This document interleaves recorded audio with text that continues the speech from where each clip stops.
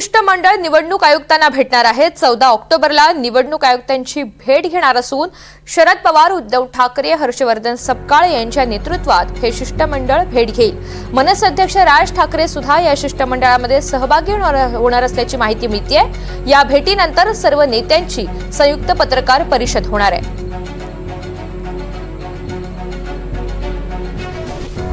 निवडणूक आयोगाला भेटणं ही औपचारिकता काय, ते काही करत नाही। तरी आमचे प्रश्न आहेत, काही शंका आहेत, काही रहस्य आहे, त्याचा उलगडा हा निवडणूक आयोगासमोरच करावा लागेल। आमच्या भूमिका वारंवार त्यांच्यासमोर मांडाव्या लागतील।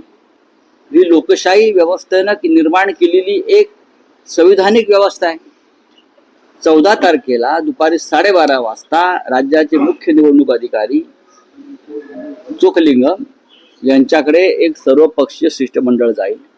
त्याच्यामध्ये माननीय शरद पवार, माननीय उद्धव ठाकरे, प्रदेश काँग्रेसचे अध्यक्ष माननीय हर्षवर्धन सपकाळ, त्यानंतर मनसेचे प्रमुख राज ठाकरे सुद्धा या शिष्टमंडळामध्ये सहभागी आहेत।